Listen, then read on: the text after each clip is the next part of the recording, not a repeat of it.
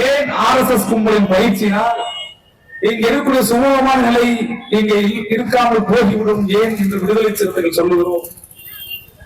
கிட்டத்தட்ட இங்கே மேற்கு மாவட்ட செயலாளர்கள் சொன்னார்கள் 100 ஆண்டு காலம் அரசியல். 100 ஆண்டு கால அரசியலில் முதல் பலி என்று சொன்னால் இந்த நாடு மகாத்மா என்று அழைக்கக்கூடிய காந்தியர்களுடைய படுகொலை. காந்தியை யார் படுகொலை செய்தார்? காந்தியை எதற்காக படுகொலை செய்தார்கள்? இந்த நாடே மகாத்மா என்று அழைத்தது, இந்த நாடே மகாத்மா என்று முழங்கியது. இந்த மண்ணை ஆட்சி செய்த பிரிட்டிஷ்காரர்களே மகாத்மா என்று ஒத்துக்கொண்டார்கள். அப்படி இருக்கிற சூழலில் ஒரு மகாத்மாவை படுகொலை செய்ய அளவிற்கு RSS உங்களுக்கு என்ன நிலை ஏற்பட்டது என்பதை நீங்கள் சிந்தித்து பார்க்க வேண்டும். அனைத்தும் தெரிந்தவர்கள் ஆட்சியாளர்கள், அனைத்தும் தெரிந்தது தமிழக காவல்துறை, இந்திய ஒன்றியத்துடைய ஆட்சி. ஏன் இதை இந்த மண்ணில் அனுமதிக்கிறார்கள் என்ற கேள்வி எங்களுக்குள் எழுந்து கொண்டே இருக்கிறது. நான் அந்த பள்ளி ஆசிரியர் பயிற்சி பள்ளியை சென்று பார்த்தபோது தம்பி அவர்கள், முகேஷ், பாரதிவாளன் போன்றவர்கள், தம்பி மணி போன்றவர்கள் தொடர்பு கொண்டு பேசிய போது இங்கே RSS பயிற்சி நடப்பதாக தெரிகிறது. நாங்கள் அந்த பகுதியில் செல்ற பொழுது ஜெய் ஸ்ரீராம் என்ற சத்தம் கேட்டது. எதற்காக அங்கே ஜெய் ஸ்ரீராம் என்ற சத்தம் கேட்கிறது என்று கேட்ட பொழுது அங்கே இருப்பவர்கள் கிட்டத்தட்ட 10 வயதிற்கு மேற்பட்டு கிட்டத்தட்ட ஒரு மருத்துவர்கள், பொறியாளர்கள், வழக்கறிஞர் உட்பட அந்த பயிற்சியில் ஈடுபட்டு இருப்பதாக தகவல் சொன்னார்கள். அந்த சின்ன பசங்க, சின்ன 15 வயசு இருக்கும். என்ன பயிற்சி, யார் நடத்துகிறார், யார் எந்த இயக்கம் நடத்துன்னு கேட்கிற பொழுது நாங்கள் RSS பயிற்சி எடுக்கிறோம். RSS பயிற்சி என்னென்ன பயிற்சி எடுக்கிறீர்கள் கேட்ட பொழுது எங்களுக்கு துப்பாக்கி சுட சொல்லி பயிற்சி சொல்லி செய்து கொண்டிருக்கிறார்கள். நாங்கள் தீபாவளி கூட நாங்கள் கரெக்டா குறிப்பாத்து சுத்தது கிடையாது, பொட்டு வெளி கூட சரியாக சுத்தது கிடையாது.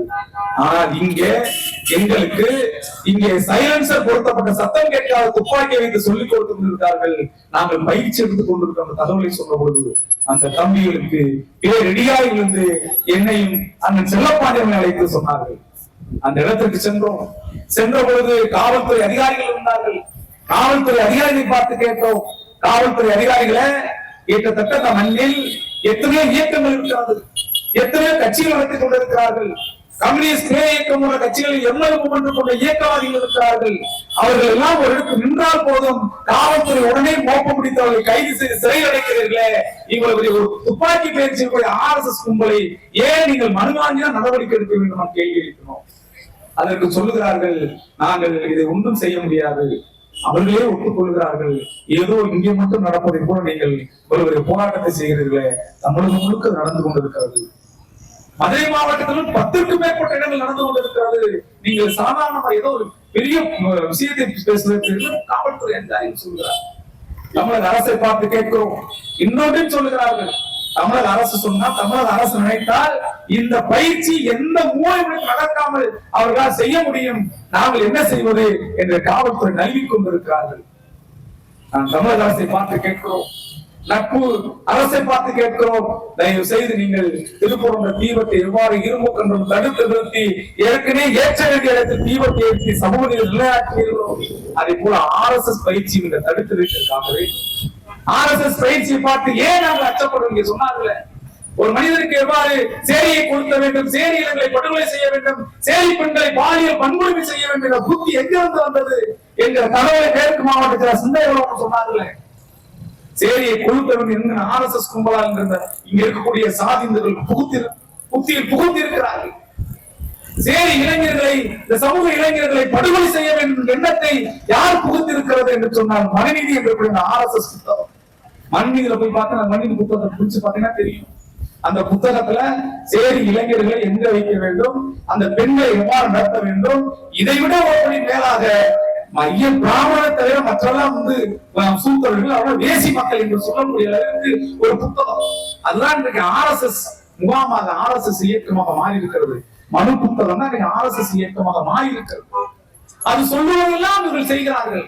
யாரை வைத்து செய்ய செய்தவர்கள் சொன்னால் நம்முடைய அண்ணன்மார்கள், நம்முடைய தம்பிமார்களை, நம் சமூகத்தில் ஒற்றுமை வாழக்கூடிய பிற்படுத்தப்பட்ட சமூகத்தை சார்ந்த இளைஞர்களை அவர்கள் RSS கும்பலாக மாற்றி, பிஜேபி கும்பலாக மாற்றி, சாதிய மதவாத கும்பலாக மாற்றி இந்த சமூகத்துக்கு எதிராக சாதிக்கலவன் மதவர்க்கலன் நடத்துவதற்கு முயற்சி இங்கே 100 ஆண்டு காலமாக செய்து கொண்டிருக்கிறார்கள். 2000 ஆண்டு இதை பார்த்து நாங்கள் ஏதோ வந்து அச்சத்தோடு சொல்லுகிறோம்.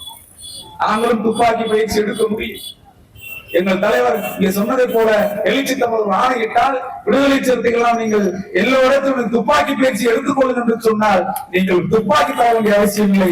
எங்களுக்கு துப்பாக்கி வந்துவிடும். எங்களுக்கு தெரியும் அனைத்து ரக துப்பாக்கியையும் தலைவர் வார்த்தையால் தலைவர் பேச்சினால் துப்பாக்கி பயிற்சி எடுத்துக்கொள்ள முடியும்.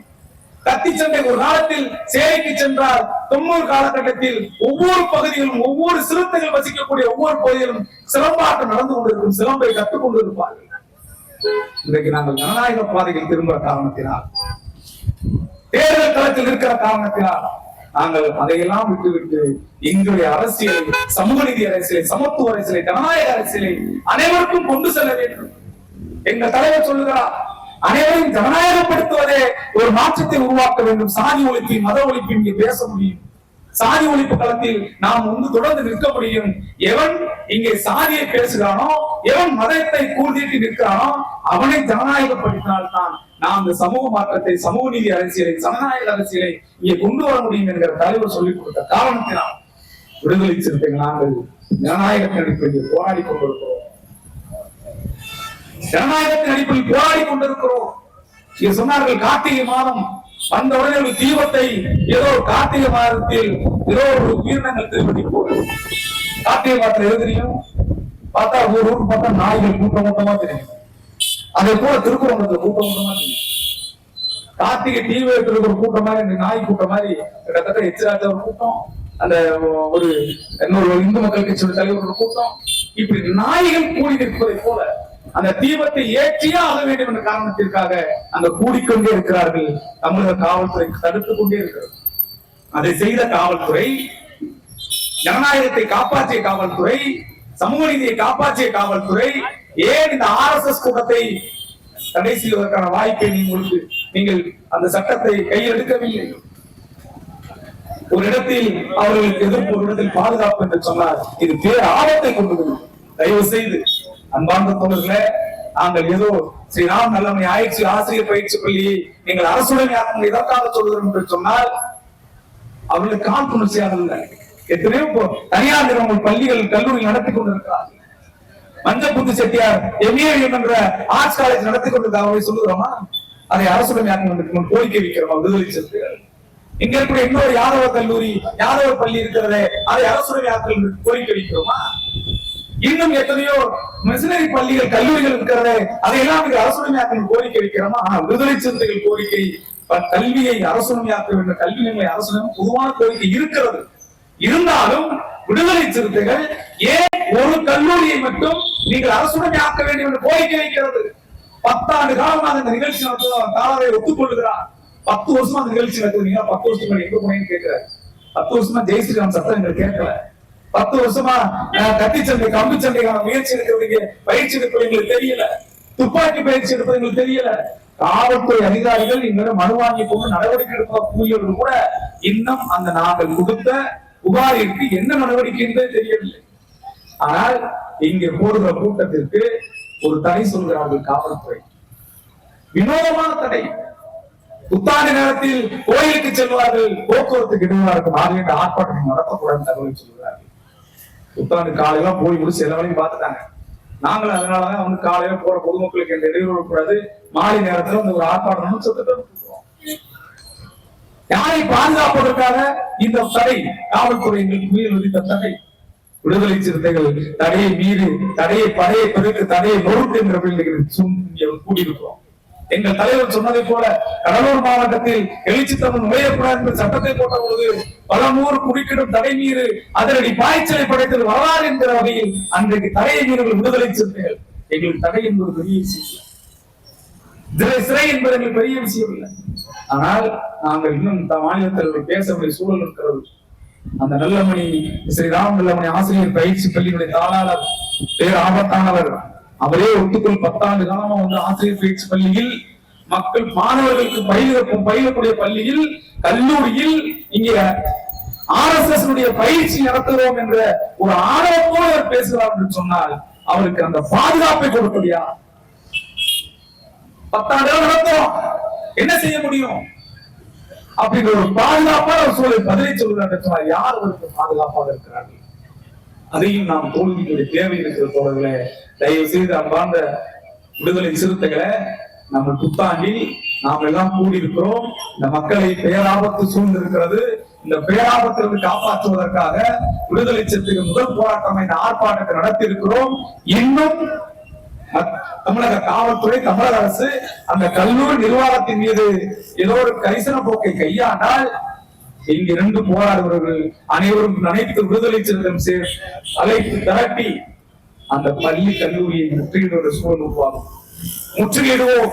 முற்றுகிற போராட்டத்தில் இன்னைக்கு 500க்கும் மேற்பட்ட சிறுத்தைகள் இருக்கிறோம். 5000 சிறுத்தைகளை திரட்ட முடியும். இது துண்டறிக்கை அடிக்காத பார்ப்பாங்க. ஒருத்தருக்கு நான் துண்டறிக்கை கொடுக்கல, ஒருத்தருக்கு நோட்டீஸ் கொடுக்கல.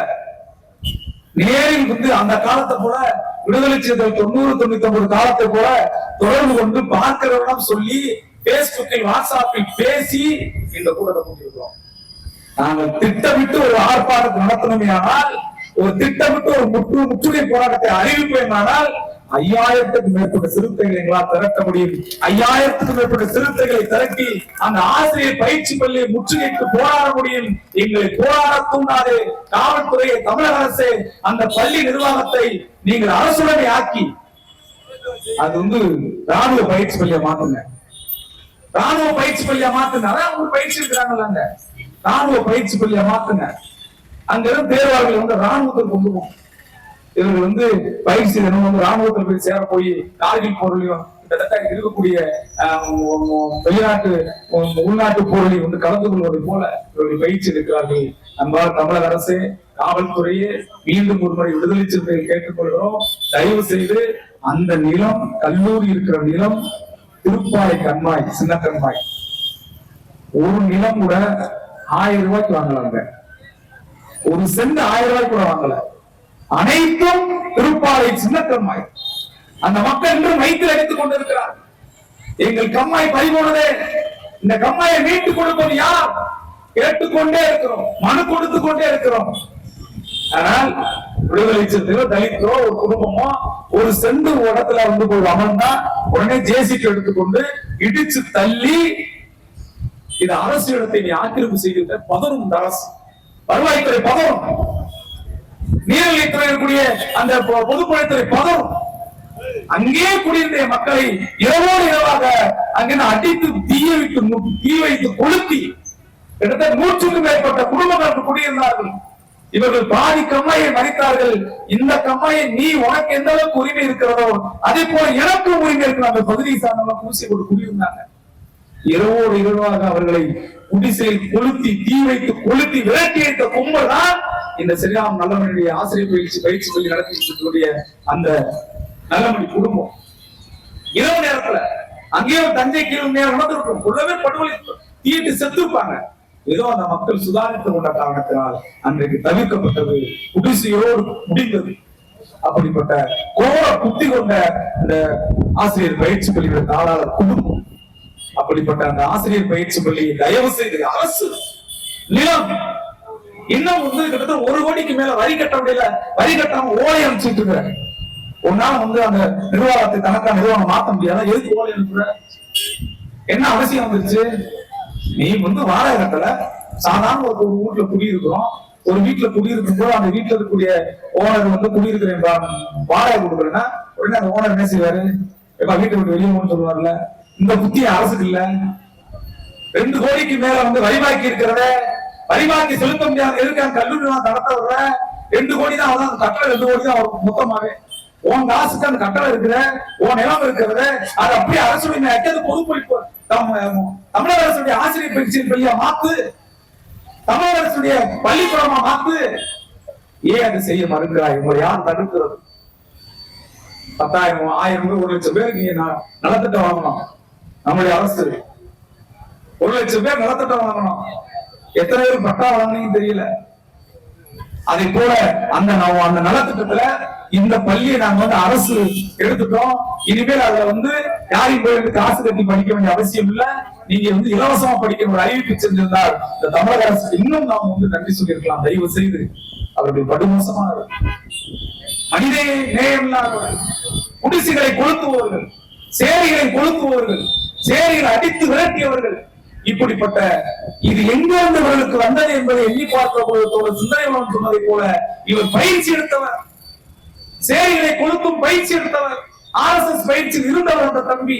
அதனால்தான் 10 ஆண்டுகளுக்கு முன்னால் 15 ஆண்டுகளுக்கு முன்னாலே இங்க இருக்கிற சேரியை கொளுத்தி சேரியில் இருக்கக்கூடிய அனைவரும் விரட்டி அடித்த கூட்டம் அந்த கூட்டம்.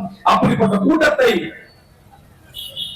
தமிழக அரசும் காவல்துறையும் அந்த பள்ளியில் இன்னும் என்ன நடந்தது ஆய்வு செய்து அந்த பள்ளி அரசுடைமை ஆக்க வேண்டும் என்று கோரிக்கை வைத்து வந்திருந்த அனைவருக்கும் நான் நன்றி சொல்லி